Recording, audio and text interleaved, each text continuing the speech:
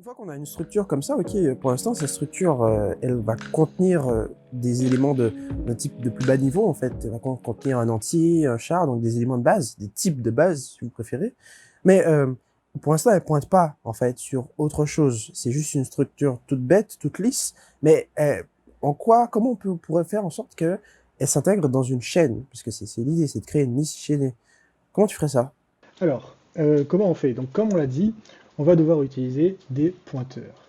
Notre structure humain, notre élément humain qu'on va définir un peu plus tard, on a dit qu'il va devoir pointer vers l'humain suivant de notre liste d'humains. Donc, pour ce faire, on va devoir créer un pointeur. Donc, on précise tout d'abord le type de notre pointeur, qui sera de type humain. Préciser que c'est un pointeur grâce à notre petite étoile magique. Et on va lui donner un nom qui sera pointeur sur next, tout simplement. Là, on dit que notre objet humain, il va avoir un pointeur en son sein qui va pointer vers le prochain humain de notre liste, tout simplement. Est-ce que jusque-là, tu comprends, Emery? Est-ce qu'on t'a pas perdu? Ouais, jusqu'à là, c'est plutôt clair. Mais tu doutes vraiment de notre professionnalisme, de notre façon d'apprendre. Je doute de ton français, mais c'est pas un souci. C'est normal, ça. À force de voir du code, je parle plus très bien la France. Alors, Emery, quelle est d'après toi la prochaine étape? La prochaine étape pour moi, c'est de Changer de créer filière. cette chaîne, justement. Parce que pour l'instant, il y a juste la structure. Ouais, Ouais, je suis Par contre, d'accord. comment la créer, la chaîne, moi, je ne sais pas. tout à fait. C'est une très bonne remarque. En fait, là, t'as un maillon, t'as un humain, ok?